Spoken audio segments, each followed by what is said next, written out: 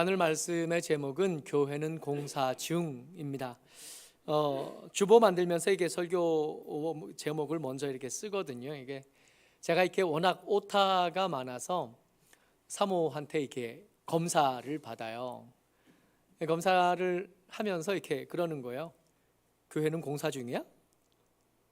예, 우리 교회는 지금 공사 중입니다. 여러모로 그래요. 겉보기도 그렇고 우리의 내실을 봐도 그렇고 우리 한 사람 한 사람 안에 있는 성령과 함께 해가고 있는 이 교회가 되어감도 여전히 공사 중입니다. 오늘은 이 이야기를 좀 해보려고 합니다. 오늘 우리가 읽었던 에베소서 2장에는 우리가 교회가 되었음, 우리가 성전이 되었음을 말씀하시는데 그게 시간 순서대로 정리가 좀 되어 있어요. 우리에게 일어난 과거에 일어난 일, 그리고 지금 현재에 일어나고 있는 일, 그리고 앞으로 우리가 해 나가야 될 일, 이렇게 순서대로 정리가 되어 있습니다. 먼저 과거에 대한 일을 이야기하시면서 우리에게 뭐라고 말씀하시냐면 그때를 잊어먹지 말고 기억하고 있으라 말씀하십니다. 이게 우리가 교회는 공사 중이라는 말씀을 가지고 나누어야 될 첫 번째 꼭지입니다. 교회는 지어져 가고 있는데 지어져 가고 있는 우리가 기억해야 될 것, 앞으로 잘 되어 갈 우리가 아니라 우리가 모자라고 부족했던 모습, 한심했고 부족했고 형편없었던 우리를 기억하라 하신 것부터 시작이 됩니다. 11절 말씀 같이 읽지요. 시작. 그러므로 생각하라. 너희는 그때에 육체로는 이방인이요 손으로 육체에 행한 할례를 받은 무리라 칭하는 자들로부터 할례를 받지 않은 무리라 칭함을 받는 자들이라. 11절 첫 번째 써 있는 단어가 생각하라인데 이 생각하라의 원래 뜻은 기억하라입니다. 잊어먹지 말고 마음속에 담아두고 새겨둬서 언제든지 그곳에 다시 도착하면 그때가 떠오를 수 있게 하라는 거예요. 뭘 떠오르냐 하면 너희가 이방인이었다는 걸 떠올리라는 겁니다. 이방인과 유대인에게는 아주 극단적인 차이가 있는데 그 극단적인 차이의 가장 중요한 것이 뭐냐 하면 유대인은 하나님과 나눈 언약이 있어요. 그러니까 이방에는 하나님과 나누는 언약이 없다는 얘기예요. 하나님과 상관없다는 얘기예요. 하나님의 나라 밖에 있다는, 하나님의 나라를 우리가 신약성경에서 끊임없이 이야기하는데 이 나라의 측면에서 봤을 때 우리는, 이방인들은 나라 밖이요 외인이요 상관없는 자라고 불렸던 자들입니다. 뭐가 기준이냐 하면 여호와의 언약이 있는가 없는가, 여호와의 언약이 있는가 없는가가 그들의 기억 속에 남는 증거라면 몸에 남는 증거가 할례가 되거든요. 여호와의 언약이 있는 사람들은 그 몸에 할례가 있어서 그 할례를 보면 나는 하나님의 백성이고 하나님의 나라이고 하나님의 나라 안에 있는 사람이고 하나님과 상관이 있는 사람이고 하나님과 함께 있는 사람이라는 것을 알게 된다. 여러분, 유대인과 이방인의 차이를 이렇게 그냥 들으면 우리가 그 뒤에 들은 얘기가 많아서 할례에 대해서 새롭게 가르친 본문에 대한 이야기를 우리가 너무 많이 들어와서 그냥 그런가 보다 하는데, 여러분, 이게 그냥 그런가 보다, 옛날엔 그랬지만 지금은 그렇지 않아, 이렇게 넘어갈 만한 일은 절대로 아닌 겁니다. 하나님 밖에 있던 우리, 그때 우리가 기억하고 있어야 될 우리에 대해서 에베소서 2장 12절은 아주 극단적으로 그냥 깎지도 보태지도 않고 있는 그대로 써놓는데 그 써놓은 말씀이 사실은 우리에게 굉장히 상처가 될 만한 말씀들로 기록을 해두셔요. 2장 12절입니다. 같이요. 시작. 그때 너희는 그리스도 밖에 있었고 이스라엘 나라 밖에 사람이라 약속의 언약들에 대하여는 외인이요 세상에서 소망이 없고 하나님도 없는 자이더니. 하나씩 살펴보면 그때의 너희는, 여러분 11절과 12절이 이어져 있으니까 너희가 기억해야 돼, 그때를 생각해야 돼, 기억해야 돼 했던 것들에 이어져 나오는 말씀입니다. 그때 우리가 그리스도 밖에 있었던 사람이라는 걸 기억해 내야 되는, 새겨놓고 잊어먹지 말아야 되는 거예요. 지금 우리가 예수 믿고 그럴듯하게 되어졌다고 해서 그때 일을 잃어버리고 그때 일을 잊어버리고 그때 나는 내가 아닌 것처럼 행동하는 것은 하나님의 뜻이 아닙니다. 이스라엘 나라 밖의 사람이요, 이스라엘 하나님과 겨루어 이겼던 야곱으로부터 이어졌던 그 12족속들의 후예들 말입니다. 하나님께서 내 것이라고 말씀하셨던 그 사람들 말입니다. 하나님이 내 것이라고 말씀하셨으니까 우리는 하나님의 것이 아닌 사람들입니다. 할례 없는 사람이었으니까 이 할례는 깨끗함에 관계된 이야기이거든요. 할례가 없는 사람은 더럽고 할례가 있는 사람은 깨끗함이, 정함이. 할례가 없다는 뜻은 더럽다는 뜻이에요.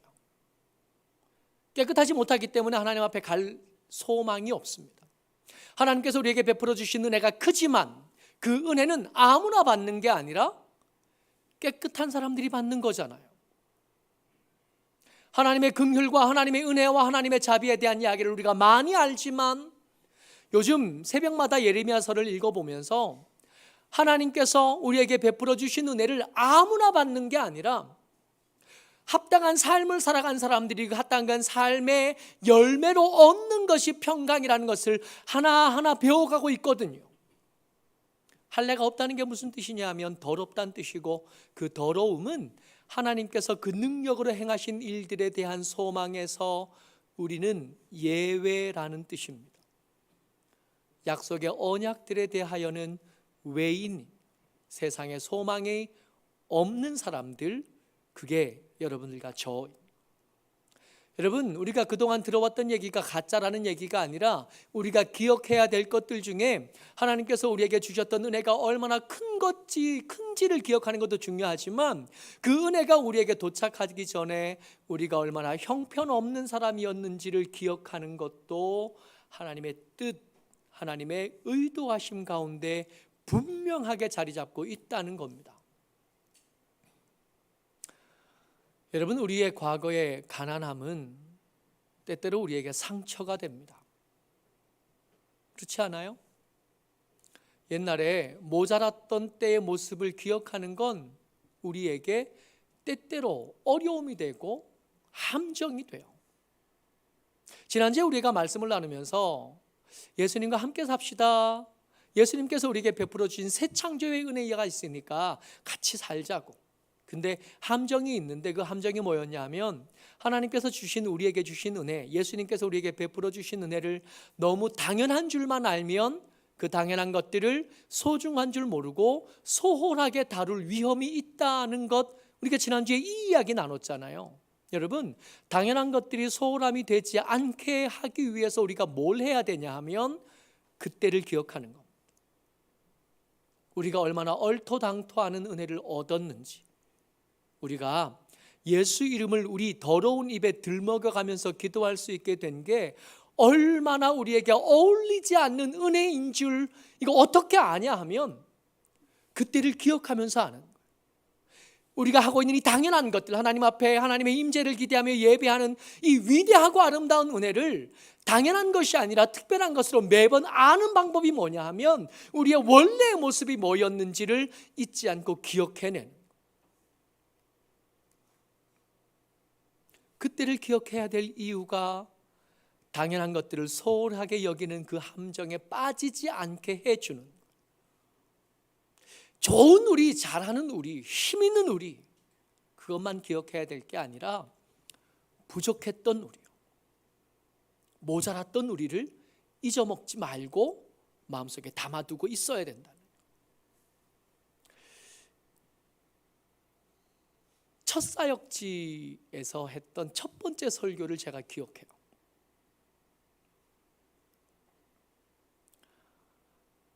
그때 무슨 본문이었는지는 기억이 안 나는데 요셉 이야기를 하고 있었나 봐요.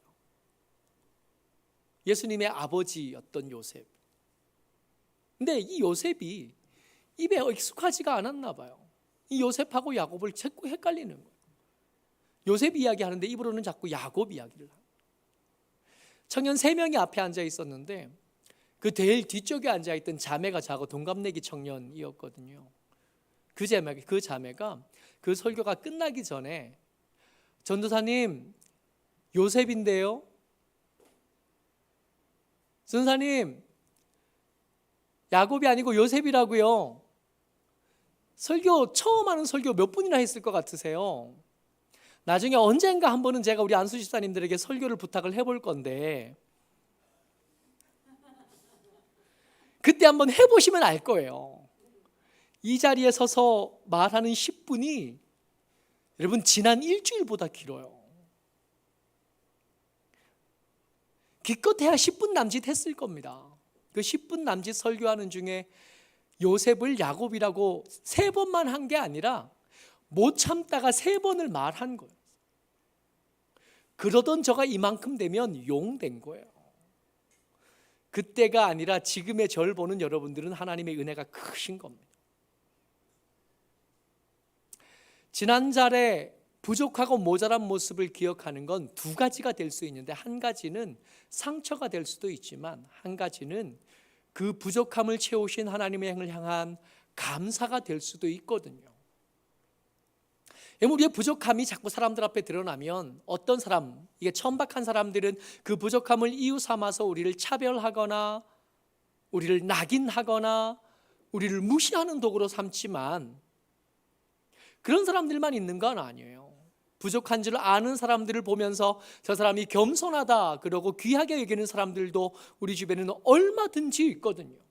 하나님께서 그때 그 부족했던 것, 모자랐던 것, 그 형편없었던 것을 기억하라고 말씀하시면서 우리에게 의도하신 건 뭐냐 하면, 박탈감에 주저앉아서 내가 얼마나 못났지, 난 죽어야 돼, 뭐 이러라고 있는 게 아니라 그랬던 나에게 하나님께서 주신 은혜가 얼마나 컸는지를 좀 곱씹어 가면서 고마운 줄 알고, 그 고마운 것을 잠깐 생각해 보다 보니까 가슴이 먹먹해질 만한 감격이 우리 가운데서 새로워지기를 기대하시는 겁니다.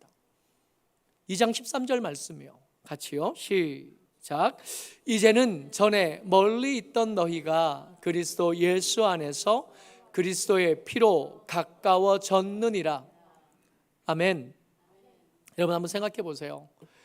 좀 전에 2장 11절이잖아요. 우리가 2장 12절, 10절부터 11절에서 13절까지 읽어오는데, 그때 밖에 멀리 외인이던 우리를 지금 우리를 어떻게 만들어 놓으셨냐면, 예수 안에 밖에 있던 우리를 그 안으로 옮겨 놓으셨고, 그리고 예수의 피로 가까이 있을 수 있도록 하셨다는 겁니다.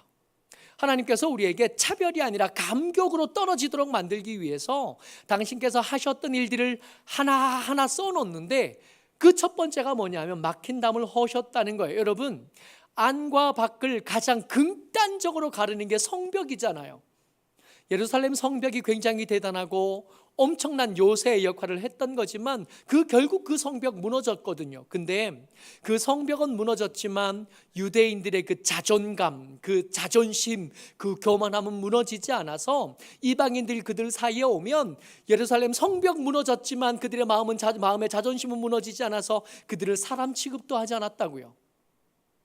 근데 예수님께서 당신의 몸을 헐어 피를 흘리시고 그 살을 찢으셔서 그 담을 헐어내신 겁니다. 이제는 누구도 예수님을 아는 사람이라면, 그 십자가를 아는 사람이라면 우리 중에 부족한 누구를 향하여 너는 자격이 없으니까 우리 정에 올 수 없어, 이렇게 감히 말하지 못하게 만들어 놓으신, 율법을 폐하셨다 2장 15절에 기록하십니다.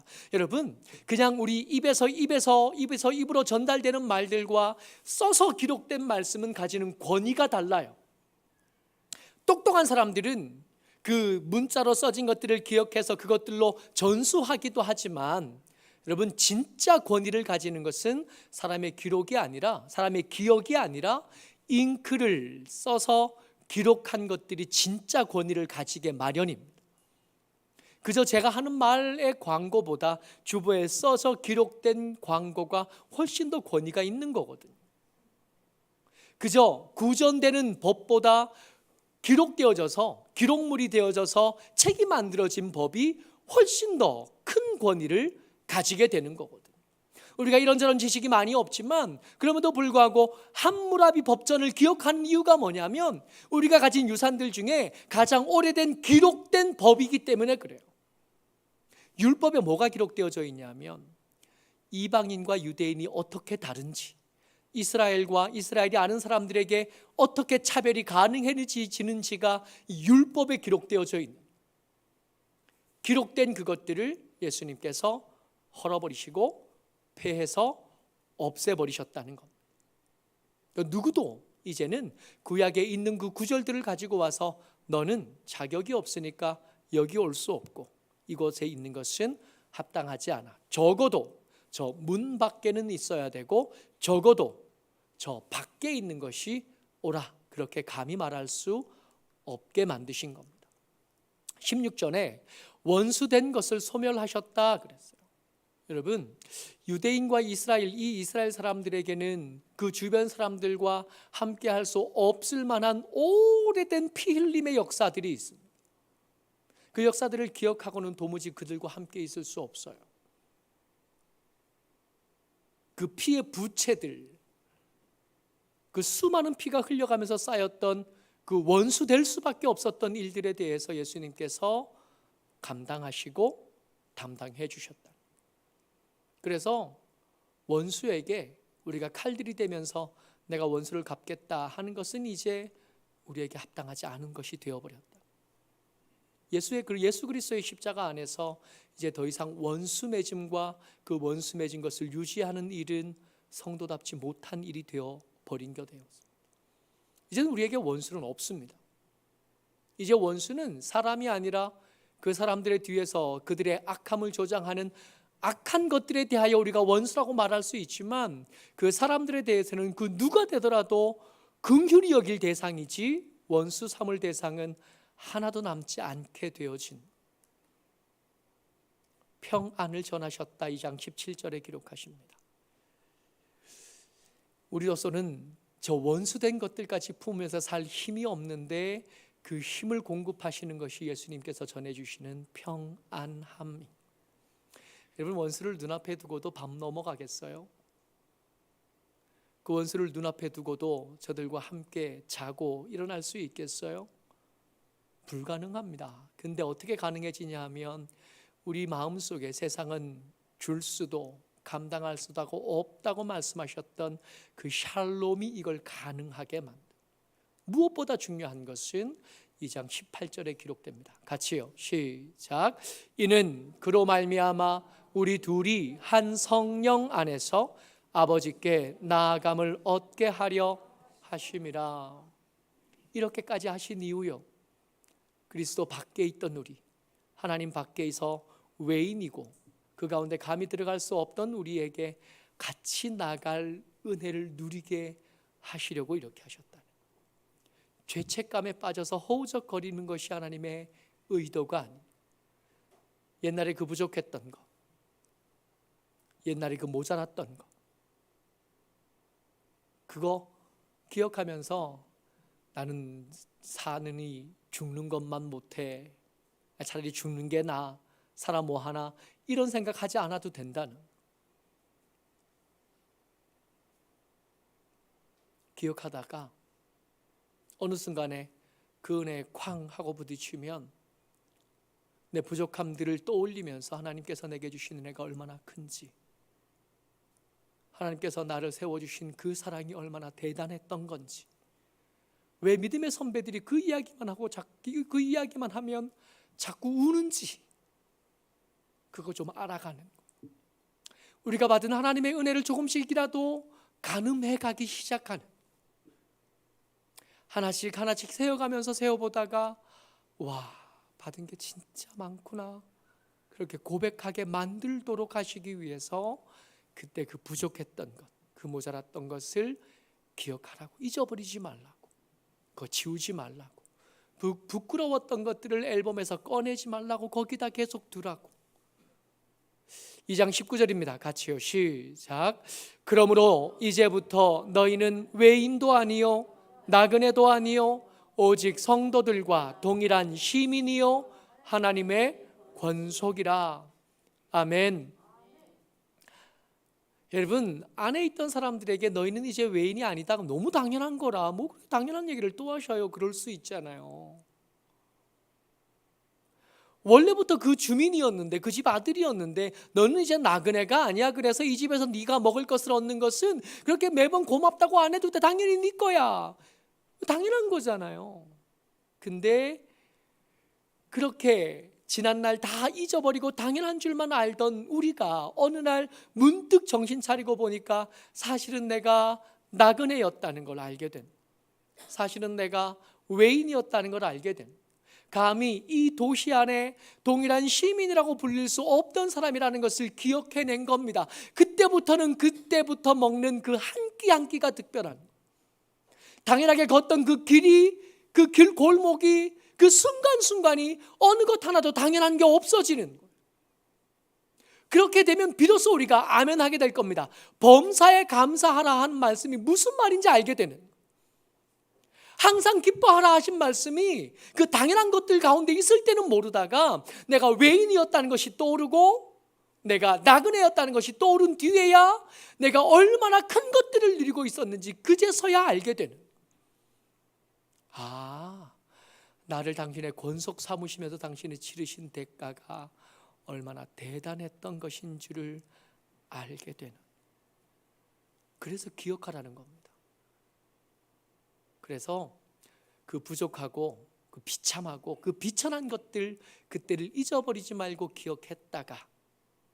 기억하고 있다가 혹시 당연한 것들로 여겨지고 소홀해질 그때쯤 그거 꺼내보면서 아니지, 하나님께서 내게 주신 은혜가 이렇게 크고 이렇게 대단한 거였지. 지금 내가 가지지 못한 부유함, 내가 가지지 못한 건강함, 이런 것들 따위로 감히 하나님 앞에 불평할 자격이 내게는 없지. 다시 떠올려내는 겁니다. 시간 순서대로 기록됐다 그랬잖아요. 과거에 있었던 일, 지금 진행되고 있는 일, 앞으로 될 일들인데, 여러분, 여기서 우리가 끝난 게 아니라 앞으로 가야 할 길이 우리에게 더 남았다 말씀하십니다. 2장 20절이요. 같이요. 시작. 너희는 사도들과 선지자들의 터 위에 세우심을 입은 자라. 그리스도 예수께서 친히 모퉁이 돌이 되셨느니라. 아멘. 건축 이야기로 넘어간 겁니다. 건축 이야기로 넘어갔는데 기초를 뭘로 닦으셨어요? 사도들과 선지자들이 만들어 놓은 것으로 기초를 삼으셨어요. 그리고 첫 번째 돌, 모퉁이 돌, 그 건물의 규모와 방향과 그 건물의 특색을 결정하는 가장 중요한 돌로 뭘 삼으셨냐 하면 예수 그리스도로 모퉁이 돌, 첫 번째 돌을 삼으신 겁니다. 여러분, 우리가 계속 성경을 읽어가면서 선지자들이 얼마나 위대한 삶을 살아왔는지를 하나하나 배워갑니다. 하나하나 배워가면서 사도들의 이야기를 하나하나 읽어가면서 내게 온 복음이 그저 온 게 아니라 저들의 피 흘림과 저들의 헌신을 거쳐서 우리에게 온 것, 우리가 대충 받아서 버린 그 전도지에 얼마나 많은 피와 수고가 담겼다는 걸 이제서야 알게 되는 거거든요.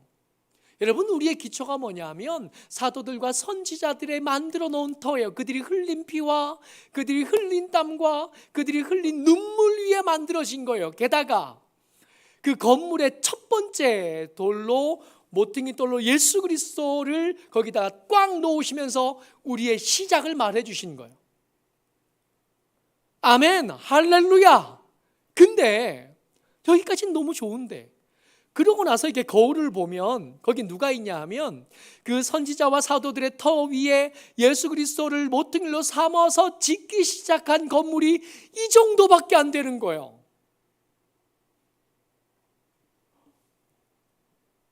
떠오르는 사자성어, 이거 대표적인 용두삼이다. 이거 시작이 이것보다 더 거대하고 이것보다 더 웅장할 수 있나요?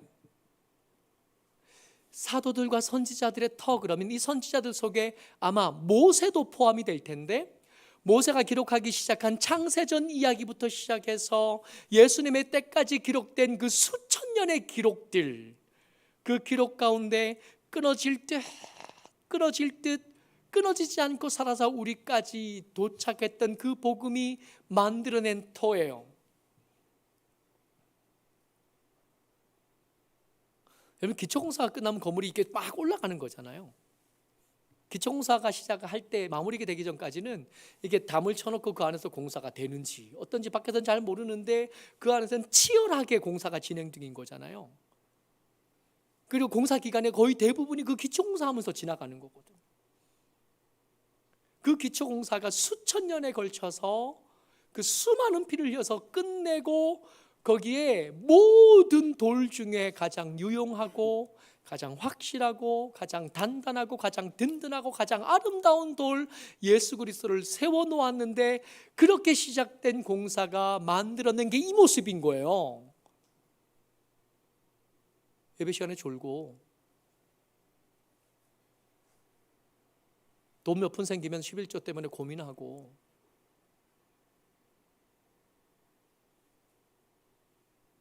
아프면 하나님 없다 그러고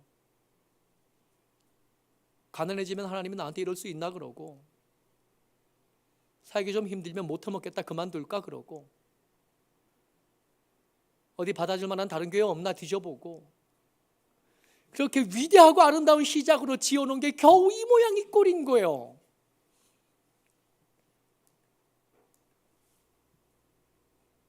와, 이거 부실공사다. 아니, 기초를 그렇게 잘했는데도 부실공사가 되는구나 이게. 그런 생각이 드는 거예요. 이렇게 위대하고 아름다운 시작으로 했는데도 이렇게 형편없이 마칠 수 있구나. 이게 교회를 짓는 일이, 성전을 지어가는 일이 그럴 수 있는 일이구나. 그런 생각이 드는 거예요. 근데 하나님이 성경을 기록하고 있는 바울이 우리가 이럴 줄 알았나 봐요. 21절입니다. 같이요. 시작. 그의 안에서 건물마다 서로 연결하여 주 안에서 성전이 되어가고 너희도 성령 안에서 하나님이 거하실 처소가 되기 위하여 그리스도 예수 안에서 함께 지어져 가느니라. 다 지었다 그러면 부실공사로 끝나는 건데 정말 감사하게도 뭐라 그러시냐면 21절에도 그렇고 22절에도 그렇고 아직 짓고 있는 중이라 그래 라고 말씀하시는 거예요. 여러분, 공사를 하지 않을 때가 차라리 더 조용해요. 쓸모는 없지만 조용합니다. 소란스럽지 않고 그리고 오히려 깨끗해요. 근데 공사가 시작되고 나면 먼지 말도 못하는 거예요. 소음 말도 못하고요, 진동 말도 못하고요, 복잡하고 너저분해지고 앞에 가는 사람 불편하고 이웃집 사람 힘들고 그래요. 왜 그런지 아세요? 공사 중이라서 그런 거래요. 함께 지어져 가기 때문에 그렇대요. 성령의 거하실 처소가 되기 위하여, 교회가 되기 위하여, 성전이 되기 위하여 지어져 가고 있기 때문에 그렇대요. 그렇다면 내 느낌은 아닌데, 내 느낌은 하나님 아무래도 부실공사하신 것 같아요. 잘못 택하신 것 같아요. 잘못하신 것 같아요. 느낌이 강하지만 내 느낌이 틀리고 하나님의 말씀이 맞을 가능성이 훨씬 더 높으니까 만약 우리가 공사 중이 맞다면, 우리 오늘 말씀의 제목처럼 우리가 공사 중인 게 맞다면, 그렇다면 우리는 우리를 대할 때 좀 더 너그러워져야 할 필요가 있습니다.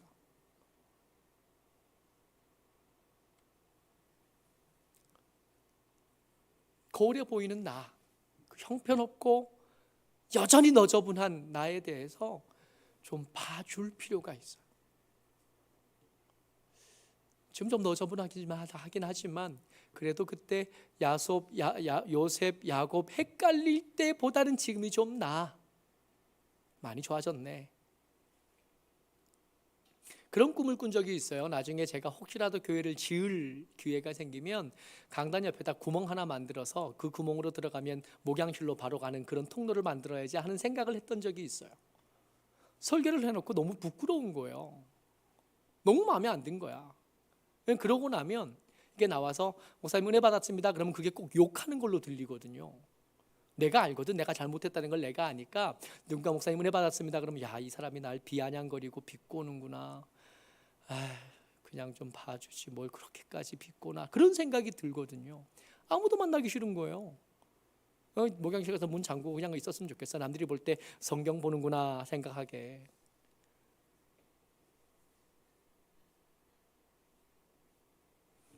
그런 죄책감에 빠져 있지 않으려면, 그런 차별에 시달리지 않으려면 우리가 공사 중인 걸 인정하고 좀 봐줄 필요가 있습니다. 성경을 열심히 읽어가겠다. 이번에는 이번 교재, 이번 매일 성경에는 꼭 나도 칭찬받으면서 10,000원 받아야지 했다가 벌써 7월 달 다 지나가고 나니까 공백이 3분의 2쯤 남았을 텐데 그거 어떡하겠나? 봐줄 필요가 있어. 지금이라도 다시 시작하면 되지. 밀린 거 다 하고 내일 거 해야지 그러지 말고, 안 할 거 아니까 그냥 오늘 거부터 다시 시작해야지 하시면 좋겠어요. 더 너그러워져야 되는데 또 우리가 주변 사람들에게 대해서 그럴 필요가 있습니다. 앞에 신앙생활하는 사람들요, 그 사람들 공사 중이에요. 너저분하죠. 어쩐지 그럴 줄 알았어. 공사 중이구나. 옆에 사람은 좀 시끄럽잖아요. 남들은 그냥 하는 일을 이렇게 요란스럽게 해. 뭐 이렇게 어렵게 지나가나. 공사 중이라서 그런. 어쩐지 그렇구나. 공사 중이네. 좀 봐줘요. 그래야 교회가 되겠습니다. 그러면 에베소서는 교회를 향한 하나님의 말씀이라는 걸 우리가 알잖아요. 오늘 교회를 향한 하나님의 말씀의 결론은 뭐냐면, 자기 스스로를 향해서도 그렇고 서로를 향해서도 그렇고 조금 더 너그러워지자고요. 좀 더 너그러워져서 거기서 주저앉지 말고 계속 갈 수 있도록 등을 좀 떠밀어 주자고요. 그때보다 여러분 지금 많이 좋아진 거예요. 10년 전에 날 만나봤어요. 꼼짝도 못했을걸요. 어디 도망갔을걸요. 이쯤이나 돼서 요만큼인 거예요. 우리 다 마찬가지입니다. 더 좋아질 거고 옛날에 비해서 지금 많이 좋아진 거예요. 물론 많이 좋아져서 이 모양 이 꼴이라 좀 부끄럽긴 하지만 더 좋아질 거니 누군가 좀 봐주면, 누군가 좀 등 떠밀어주면, 누군가 좀 응원해주면 더 잘할 수도 있을 겁니다. 모쪼록 저와 여러분들이 스스로에게 그리고 서로에게 좀 더 너그러워져서 저들이 포기하지 않도록, 멈추지 말고 계속 더 좋은 성전으로, 더 좋은 교회로 세워질 수 있도록 기회를 베풀어주고 응원하는 저와 여러분 되시기를 주의 이름으로 축복합니다. 아멘.